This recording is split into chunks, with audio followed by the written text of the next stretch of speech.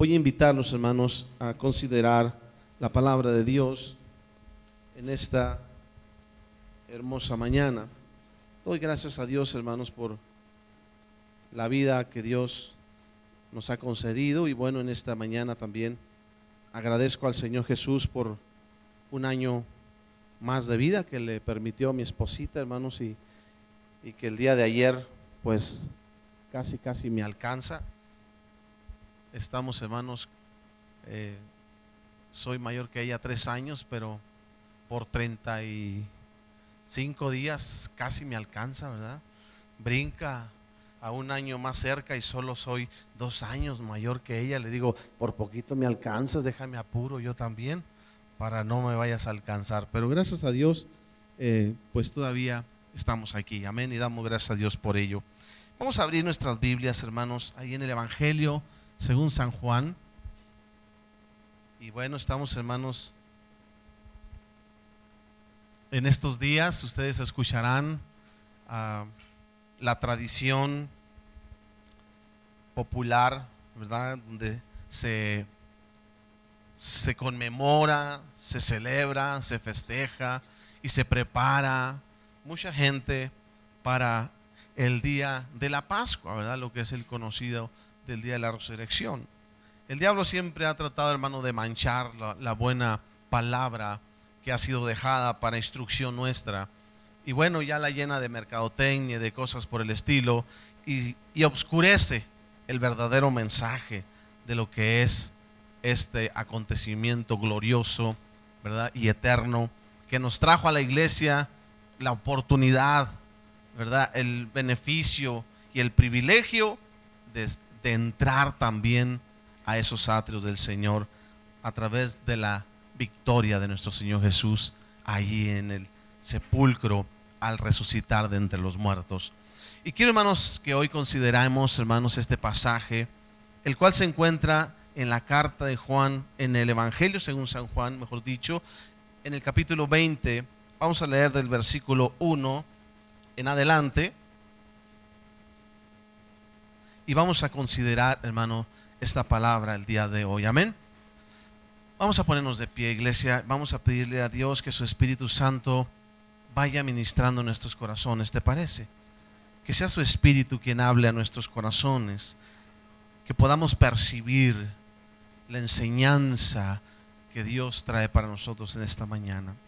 Dice la palabra de Dios en el nombre de Jesucristo: el primer día de la semana, María Magdalena fue de mañana, siendo aún oscuro, al sepulcro, y vio quitada la piedra del sepulcro. Entonces corrió y fue a Simón Pedro y al otro discípulo, diga conmigo, aquel al que amaba Jesús. Y salieron Pedro y el otro discípulo y fueron al sepulcro. Corrían los dos juntos, pero el otro discípulo corrió más aprisa que Pedro y llegó primero al sepulcro, y bajándose a mirar, vio los lienzos puestos ahí, pero no entró. Luego llegó Simón Pedro tras él y entró en el sepulcro y vio los lienzos puestos ahí y el sudario que había estado sobre la cabeza de Jesús, no puesto con los lienzos, sino enrollado en un lugar aparte.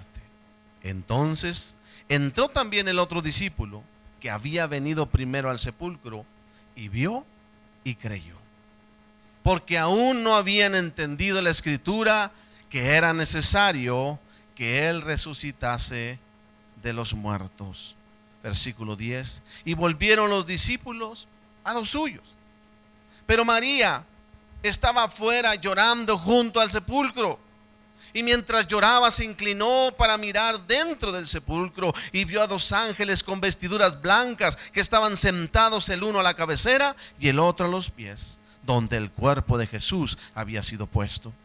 Y le dijeron: mujer, ¿por qué lloras? Les dijo: porque se han llevado a mi Señor y no sé dónde le han puesto. Cuando había dicho esto, se volvió y vio a Jesús que estaba ahí, mas no sabía que era Jesús. Jesús le dijo: mujer, ¿por qué lloras? ¿A quién buscas? Ella, pensando que era el hortelano, le dijo: Señor, si tú lo has llevado, dime dónde lo has puesto y yo lo llevaré. Jesús le dijo: María.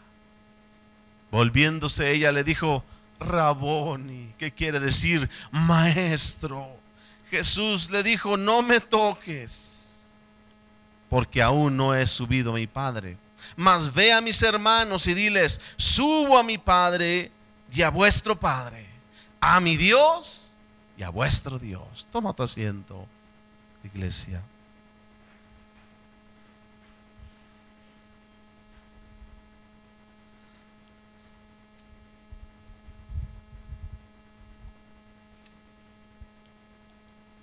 Quiero que vayamos, hermanos, considerando esta hermosa palabra.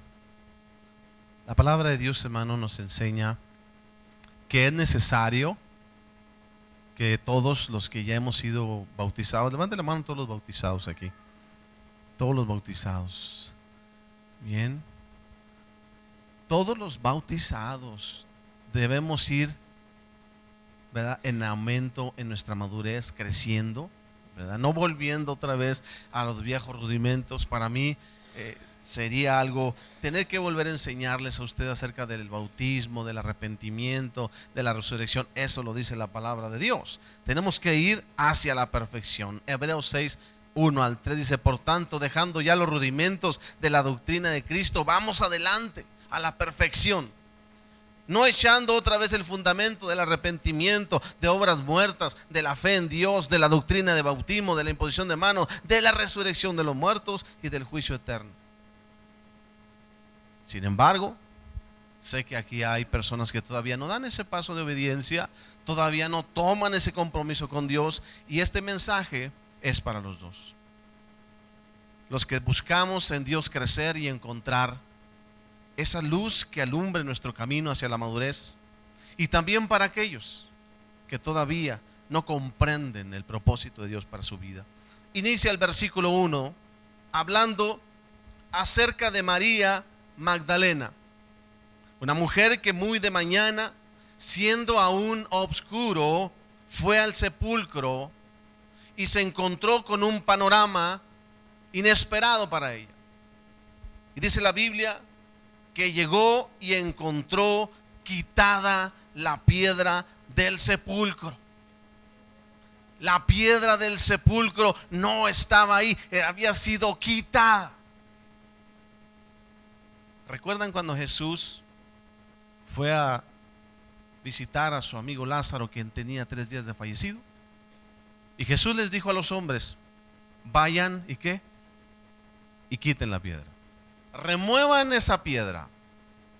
¿Cree que Dios no tenía poder para haberla movido igual que como movió la piedra del sepulcro de Jesús? Amén. Pero tenía una enseñanza para esos hombres, y para ti y para mí también. Hay que hacer lo que está en nuestras posibilidades. Amén. Quita la piedra, como dice el cantito, y deja el agua correr. Eso es lo que hicimos cuando venimos precisamente al Señor. Tuvimos que quitar obstáculos de nuestra vida. Ahora el Señor nos invita a ir a un paso más adentro, más profundo, y ahora veremos la mano de Dios obrando de una manera poderosa. Esta mujer llegó y encontró que la piedra había sido quitada del sepulcro. Mi pregunta es, iglesia, ¿crees que la piedra fue quitada para que Jesús pudiera salir de la tumba? ¿Por qué crees que fue quitada?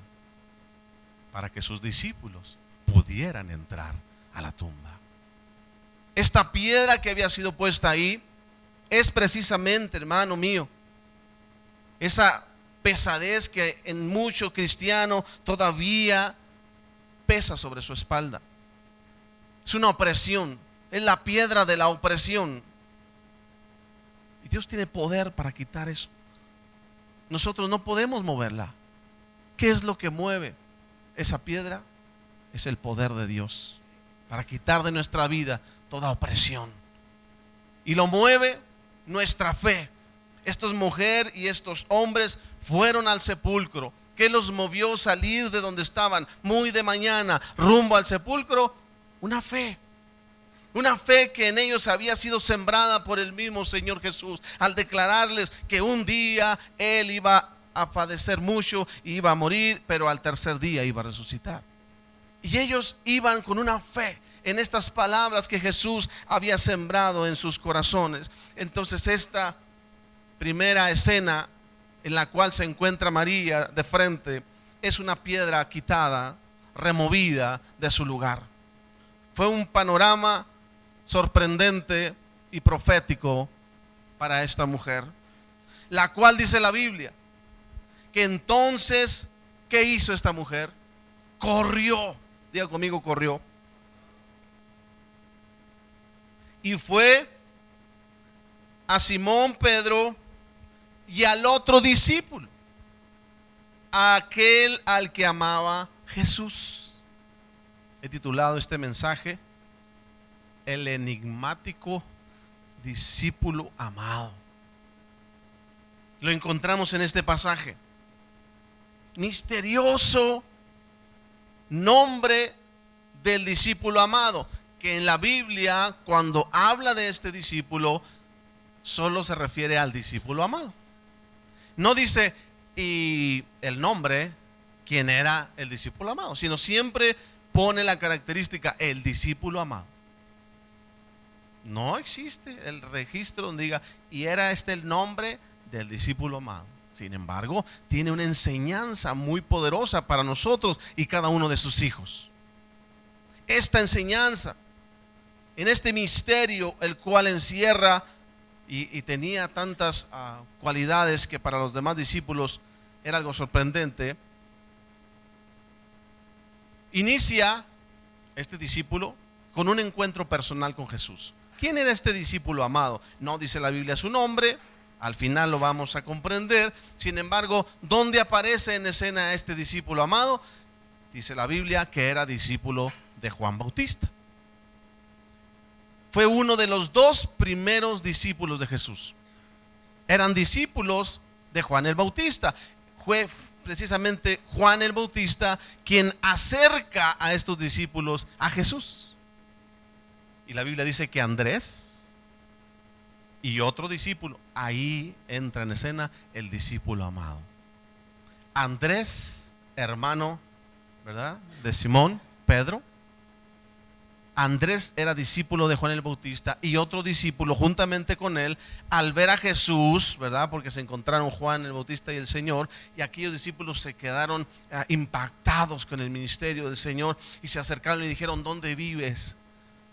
Y Jesús les dijo: vengan y vean. A partir de ahí, esos dos discípulos dejaron a Juan y siguieron al Señor. Y uno de ellos es el que más adelante es nombrado como el discípulo amado. ¿Qué enseñanza tiene el Señor para nosotros? A través de este, ¿qué podemos decir? Título, ¿verdad?, seudónimo o qué sé yo, o característica identificatoria de una persona, el discípulo amado. Tuvo un encuentro personal con el Señor. Después encontramos varias apariciones en la palabra de Dios donde hace mención de su participación. Sin embargo, siempre encuentran el discípulo amado. Cuando estaban sentados a la mesa en la última cena y Jesús dice: ¿alguno de los que está sentado aquí me ha de entregar? Inmediatamente Pedro le hace una señal a este discípulo amado. Dice la Biblia que entonces este discípulo, quien estaba recostado en el pecho del Señor, dice la Biblia, el discípulo que Jesús amaba. Jesús amaba a todos los discípulos, ¿está de acuerdo conmigo? Pero había una cercanía más profunda entre este discípulo y los demás. ¿Qué hacía la diferencia? Dice que Pedro le dijo: pregúntale quién es. Pregúntale quién es. Luego vemos que vuelve a mencionar la Biblia más adelante. Jesús es apresado. Jesús es llevado preso y de 12 discípulos, uno fue el que lo traicionó, ¿verdad? 10 salieron corriendo, entre ellos el que dijo que estaba dispuesto a dar la vida por el Señor, y solamente uno siguió al Señor de cerca, y este era, diga conmigo, el discípulo amado. el discípulo amado. Caminó cerca del Señor, junto a su madre. Esta cercanía de este discípulo le llevó a recibir la encomienda del Señor estando en la cruz del Calvario. Estando el Señor ya en agonía, estando padeciendo por todos y cada uno de nosotros, todos le habían dejado, y allí miró al frente a su madre llorando, y aún así el Señor compadeciéndose del dolor de su madre, no mirando lo suyo propio, sino mirando por los demás. Ahí estaba el Señor Jesús colgado en una cruz, repartiendo perdón para todos, diciendo: Padre, perdónales, no saben lo que hacen. Aún intercediendo por su madre. ¿Y a quién encontró el Señor cerca para dejarle su último encargo? El discípulo amado. Y le dice: he ahí tu madre, te la encargo. Qué hermoso, ¿no? Qué privilegio haber estado ahí. Este discípulo amado recibió una encomienda por seguir a Jesús de cerca. ¿Cuántos de nosotros caminaremos siguiendo al Señor a media distancia? ¿Un poquito más lejos? ¿O muy de lejos? Esa es la gran enseñanza para nosotros. Pero aquel que está cerca, busca estar cada día más cerca, recibirá del Señor encomiendas, recibirá del Señor encargos que obran en el corazón de Dios. Es por eso, hermano, es muy importante. La Biblia dice: cuando vengas a la casa de Dios, ¿qué dice? Acércate. De eso dice la Biblia, hermano. Acércate para oír. Necesitamos estar cerca, pastor. ¿Qué hay que hacer aquí? Aquí estoy. ¿Qué hay que hacer, pastor? No, o sea, de los que están de lejos. Y luego después se queja y dice: a mí no me toman en cuenta. ¿Podría decir eso alguno de los discípulos de los 10? ¿Y por qué a mí no me la encomendó? ¿Por qué a mí no me encargó a su mamá? Pues ¿dónde andaba? Andaba huyendo, se andaba escondiendo, tenía miedo. Sin embargo, solamente uno estaba ahí a los pies del Señor y fue testigo presencial. Quizás, hermano, hasta él recibió la brisa del agua y la sangre mezclada cuando su costado fue traspasado. Estuvo cerca del Señor. El discípulo amado, quien no fue, quizás, hermano, no contó con el privilegio de que su nombre fuera conocido, de que su nombre fuera dicho por Jesús. Siempre se refería el discípulo amado. Los hermanos, los discípulos decían: el discípulo a quien ama a Jesús. Era conocido por ese término. No decían su nombre. ¿Por qué es que nunca se dijo su nombre? Porque hay una enseñanza para ti y para mí hoy. Este discípulo amado, quien asume la encomienda por estar cerca del Señor, de su necesidad, de lo que agobiaba en sus últimos momentos su corazón al ver a su madre ahí llorando, sufriendo la partida dolorosa de un hijo. Este mismo discípulo amado, después que Jesús es sepultado, lo vemos ahora en esta escena que estamos leyendo hoy. María regresa y les dice: no está puesta la piedra, está quitada. Y va con Pedro y con el discípulo amado una vez más. ¿Cuál es su nombre? No dice la Biblia. Y dice la Biblia que entonces los dos corrieron. ¿Hacia dónde? Hacia la tumba. Iban corriendo.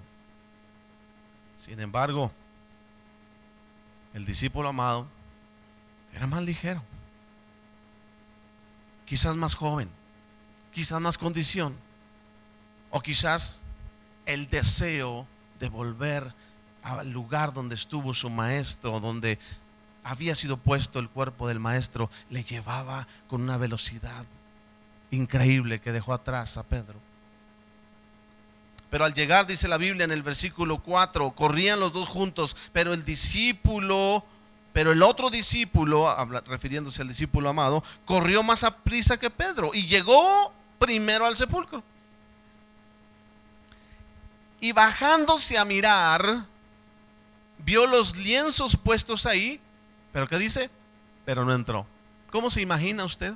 ¿Qué dice la Biblia? Y bajó, ¿verdad? Había una escalinata, en esa cueva, era una escalinata, y luego daba hacia lo que era el sepulcro, donde había sido puesto el cuerpo del Señor. Así que llegó este discípulo amado corriendo, desciende, es la escalinata y tan solamente echa un vistazo.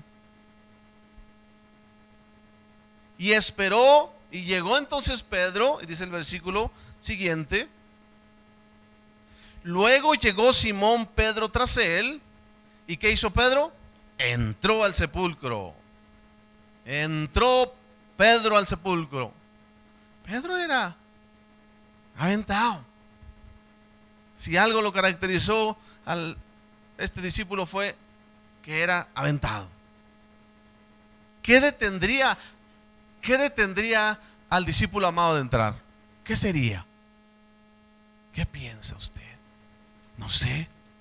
Se habla quizás, ¿verdad?, que él respetó y respetaba siempre la autoridad, a los siervos a quien Dios había delegado responsabilidad entre ellos.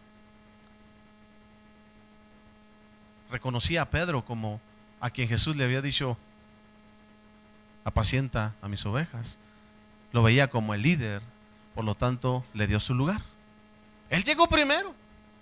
Sin embargo, solo miró y espero que él entre. Algo puede suceder aquí, y que sea él a quien el Señor le ha entregado, ¿verdad?, un llamado espiritual.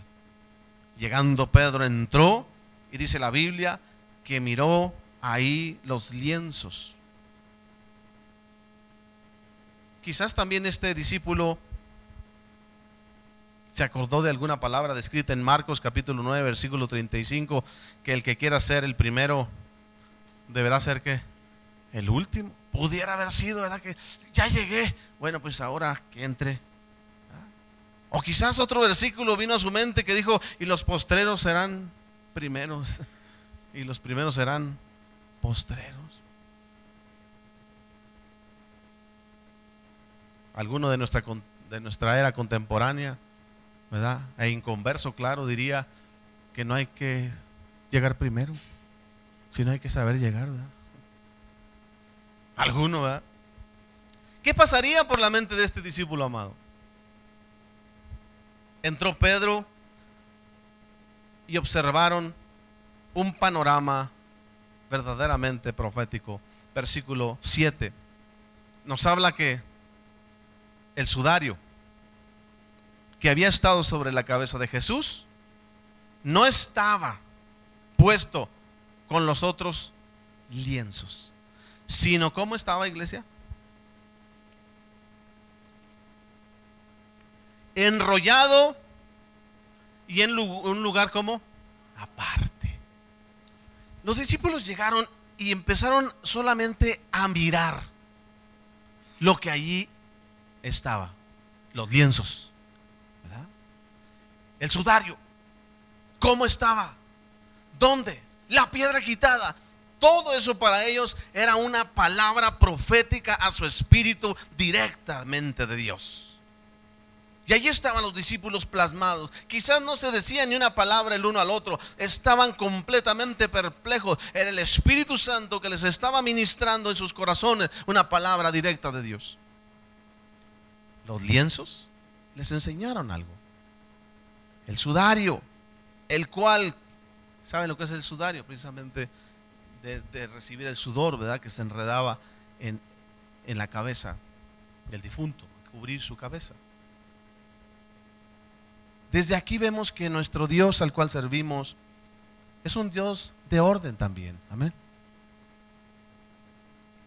Estaba ordenadito ahí. Aquello lo puso dobladito en un lugar aparte. No como dejamos el cuarto, ¿verdad?, en nuestra habitación. ¿Ah? Desorden. ¿Qué enseña para poder comprender, hermanos, el mensaje quizás que pasó por la mente del discípulo amado? porque dice el versículo 8, entonces entró también, ¿quién? El otro discípulo, el discípulo amado, que había venido primero al sepulcro y vio, ¿y qué? Creyó. ¿A qué creyó? En la resurrección. Porque aún no habían entendido la escritura que era necesario que él, ¿qué? Resucitase de los muertos. La escena muestra, hermanos, un impactante mensaje. Pero para comprender este mensaje, pues es necesario entender un poco la tradición hebrea de esa época. Al encontrar el discípulo amado y mirar el sudario doblado en un lugar aparte, le hizo quizá recordar esa tradición que todo hebreo conocía y que tenía que ver con el servicio del siervo a la mesa de su señor. Esta tradición, todos los niños judíos desde pequeños la conocían, ya ahora se ha perdido mucho, digo entre nosotros. Y esta tradición se enfocaba en que cuando el siervo ponía la mesa para su señor, éste se aseguraba de que todo fuera dispuesto como el amo lo quería, así como quería el amo la mesa, así la disponía como se la había pedido. Esta mesa era colocada adecuadamente y entonces el siervo se hacía a un ladito y estaba a una cierta distancia esperando a que su señor terminara de comer. El siervo no se atrevía a tocar la mesa ni nada de lo que estuviera ahí hasta que su señor hubiera terminado. No podría llegar y ya, como llegan los meseros de vez en cuando, así, usted está en un restaurante, como que ya váyanse porque tengo mucha gente, ya terminaron, ¿qué les hace falta algo? Ya terminaron con esto, que no le podía tocar la mesa. El siervo sabía que no podía tocar nada hasta que su señor hubiese terminado. Esta era una tradición entre siervo y señor. Dice que cuando el señor terminaba de comer, se levantaba de la mesa, se limpiaba los dedos, su boca, su barba, y entonces, ¿qué hacía con la servilleta? La agarraba, la hacía nudo y la aventaba sobre la mesa. Esa era una clara señal de que había terminado. Sin embargo, si aquel hombre se levantaba de la mesa, se limpiaba quizás y doblaba muy bien su servilleta, que era una tela bastante, y la ponía por ahí en algún lugar, entonces el siervo recibía claramente un mensaje. ¿Sabe cuál era el mensaje? En un momento regreso. En un momento regreso. Así es, iglesia. Este siervo amado, al mirar el sudario doblado y puesto ahí en otro lugar, quizás pasó por su mente: aleluya, el Señor viene, ha cumplido su palabra, se ha levantado, pero no ha terminado. El Señor regresará una vez más y todavía lo estamos esperando. ¿Cuántos dicen amén? Todavía lo estamos esperando. Ese sudario sigue igual, iglesia amada, doblado, esperando la aparición del Rey de Reyes, porque no ha terminado el Señor todavía. La palabra de Dios declara que el que comenzó en vosotros la buena obra, Él mismo la terminará. ¿Hasta cuándo? Hasta el día de Jesucristo. Cuando Él venga en las nubes, terminará su obra gloriosa en cada uno de nosotros. No ha terminado el Señor. Y este siervo amado entendió ese mensaje y dio gloria a Dios. Y dice el versículo 10: entonces los discípulos volvieron ¿a dónde? Regresaron con gran gozo a platicarles la experiencia, el mensaje espiritual que habían recibido en sus vidas, sin siquiera una palabra. Viene la siguiente escena. Estos discípulos solo miraron y contemplaron la gloria de Dios y recibieron el mensaje del Padre. Ahora sí, como dicen, I will come back. ¿Cómo es en inglés? I will come back. Voy a regresar. Y salieron corriendo y fueron para allá con sus hermanos y empezaron a platicarles: el Señor va a volver porque no ha terminado. Vimos esto, este es el mensaje para nosotros, y se gozaron. Pero vamos a seguir leyendo. Versículo 11. Pero María estaba fuera, ¿qué? Llorando junto al sepulcro. ¿Qué pasó? Los discípulos entendieron el mensaje, se maravillaron de ver el mensaje espiritual y se fueron a contárselo a los discípulos. Pero ahí se quedó María, se les olvidó que fue la que les había llevado la noticia. De ahí estaba María. ¿Y cómo estaba? Llorando junto al sepulcro. Y mientras lloraba, se inclinó para mirar dentro del sepulcro. Y vio a dos ángeles con vestiduras blancas que estaban sentados, el uno a la cabecera y el otro, ¿dónde? A los pies, donde el cuerpo de Jesús había sido puesto. ¿Sabes que tienes una protección de Dios, hermanos, desde tu coronilla hasta la punta de tus pies? ¿Cuántos saben eso? Dios tiene una protección dispuesta para ti. Por lo tanto, quizás María en su sentimiento, ¿verdad?, tan profundo de no haber encontrado al Señor, quizás ese sentimentalismo le impedía ver lo que los otros discípulos, ¿verdad?, el discípulo amado y Pedro habían podido contemplar. Quiero decirte una cosa, iglesia. El enemigo principal para que los hijos de Dios podamos ver su gloria es el sentimentalismo.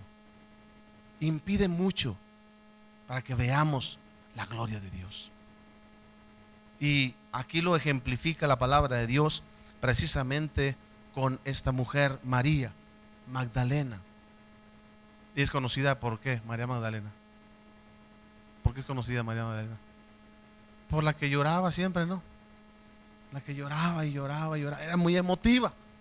Sí, hija de Dios, sierva del Altísimo, ¿verdad? Que llevó una buena noticia, pero que batallaba precisamente con los sentimientos y no le permitía ver el mensaje profético en una simple escena.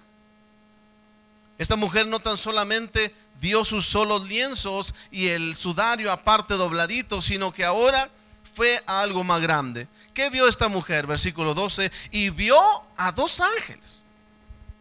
Miró a dos ángeles. Y dice el versículo 13 que le dijeron. ¿Cuál fue la pregunta de los ángeles?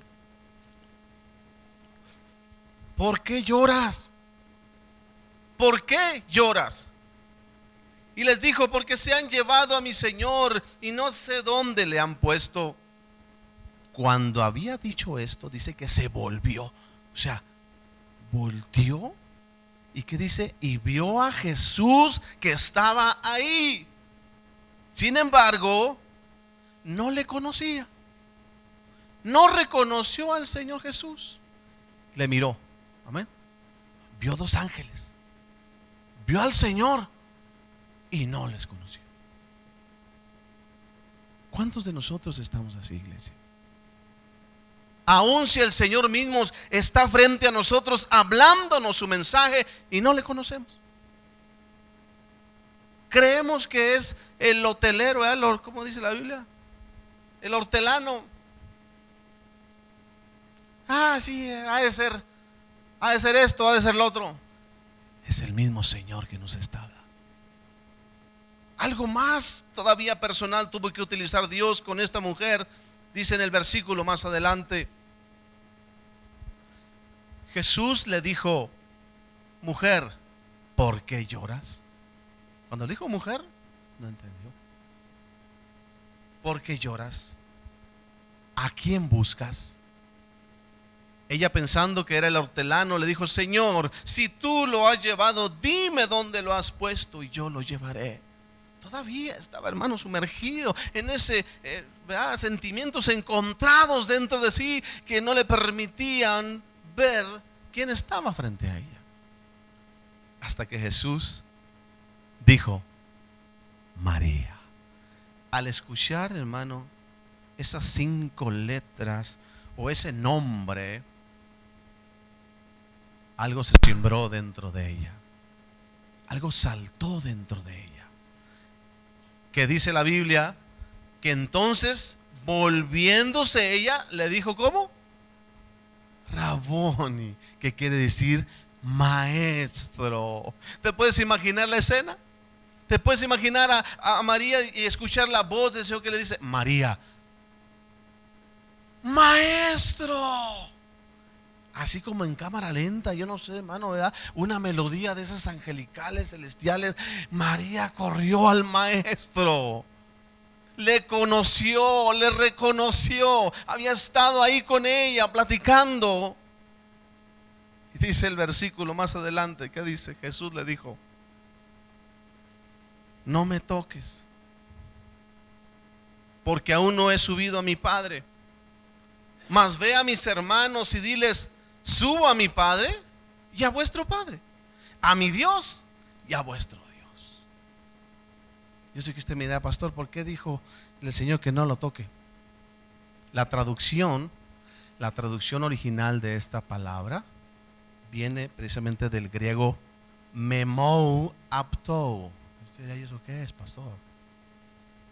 Esta es una declaración en imperativo presente que tiene que ver con una orden de algo que se estaba haciendo, no de algo que se va a hacer. No era no me toques, sino era algo así como no me retengas. ¿Se puede usted imaginar a María? Si usted fuera María y reconoció al Señor Jesucristo, ¿vos se quedaría: ah, Señor, maestro? ¿Usted se quedaría así? Se le echó encima. ¿Qué haría usted? Si lo haría con un pariente, ¿verdad? Dígame si no, que tiene mucho que no lo mira. ¿Qué hace lo primero que después de tanto tiempo? O piensa que jamás lo iba a volver a ver. ¿Qué haría? Pensé que ya nunca te iba a volver a ver. No, ¿verdad? Se avanzaría sobre él y lo abrazaría y déjame, ¿verdad? Así como el padre del hijo pródigo, ¿recuerdas? El hijo pródigo iba ensayando, le voy a decir: padre, he pecado contra el cielo. No, le llevaba una buena, ¿verdad?, explicación para que él entendiera lo que estaba remitido. Y decía: mi hijo, qué importante, papá. Llega el hijo y tanto ensayo que llevaba, que en cuanto lo vio el padre, ¿qué hizo? Corrió y lo abrazó. ¿Te puedes imaginar al hijo con todo su ensayo, los acentos y todo muy bonito? Y el padre lo tenía tan abrazado que lo tenía más o menos así. No podía decirle lo que había ensayado, porque era la euforia del amor de haber visto a su hijo que estaba muerto y había resucitado. Se había perdido y ahora era hallado. Esa misma emoción espiritual movió a María para correr al maestro: Raboni, maestro, y se abraza de él. Este es el original griego que tiene que ver con: espérame, tengo que ir con mi padre. Te aseguro que no lo quería dejar ir. Señor, no te quiero volver a dejar ir. ¿Puedes tú en un momento decirle: Señor, cuando reconoces al Señor que Él está aquí, puedes correr a sus brazos como María? Puedes asirte de Él, de donde los pies, tírate a los pies de Él y dile: Señor, no te vayas, no me dejes, porque es lo que más anhela mi alma, tu presencia. Sin tu presencia me siento seco y muero sin ti. Esta mujer le abrazó de tal manera que Jesús le tuvo que decir: no me retengas, o sea, suéltame prácticamente, porque aún no he subido a mi Padre. Ve a mis hermanos y dile: subo a mi Padre, a vuestro Padre, a mi Dios y a vuestro Dios. Yo no sé cuántos de los que estamos aquí podamos decir: Señor, este discípulo amado, al cual en ningún momento dijiste tú su nombre, sin embargo los discípulos le crearon una fama. Lea conmigo en San Juan capítulo 21, versículo 20. San Juan 21, 20.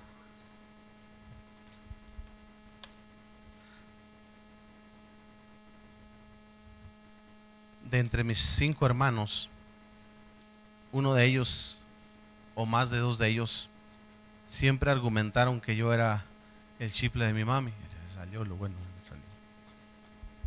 Que yo era el consentido. En cierta manera los discípulos tenían esta misma percepción del discípulo amado. Dice en el capítulo 21 de Juan, en el versículo 20,